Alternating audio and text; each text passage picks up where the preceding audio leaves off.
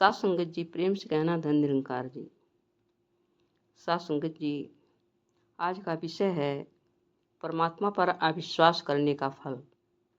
साथ संगत जी, ये परमात्मा अर्थात सदगुरु कृपालु हैं, दयालु हैं।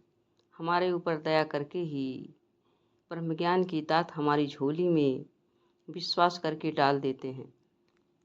लेकिन हम हैं कि ऐसे परमात्मा पर विश्वास नहीं करते हैं और शक करते हैं।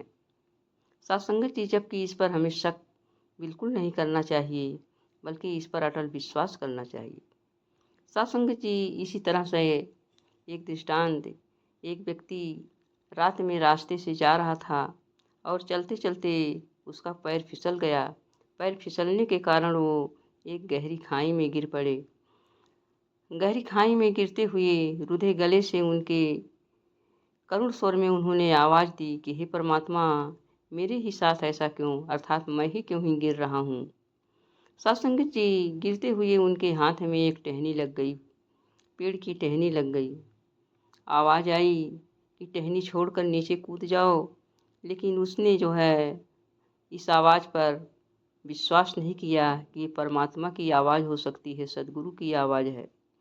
इस तरह की कई बार आवाज़ें आईं, लेकिन उसने अविश्वास के कारण टहनी नहीं छोड़ा। तदुपरांत हुआ क्या कि सुबह जब हुई, लोग जाते हुए देखा कि यह व्यक्ति ठंडक से मर चुका था, जबकि ज़मीन उसके पैरों से 2 फीट ही नीचे थी। सत्संगत जी, अगर वो टहनी छोड़कर व्यक्ति कूद गया होता उसे आवाज़ पर विश्वास करके, तो वो बच गया होता, उसके प्राण न जाते।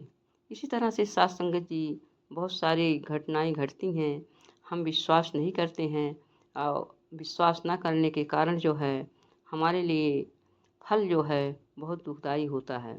सत्संगत जी, हम इस माया को बनाने वाले मायापति पर विश्वास न करके इस माया पर तो विश्वास करते हैं, जबकि पर माया पर विश्वास करना ही हमारे लिए दुखदाई होता है। अगर हम मायापति पर विश्वास कर लें, अर्थात सदगुरु पर विश्वास कर लें, तो हमारा जीवन सुंदर एवं सफल हो जाता है। तो आइए साथ संगत जी, हमें माया पर विश्वास नहीं करना है, बल्कि इसको बनाने वाले मायापति अर्थात सदगुरु पर विश्वास करना है।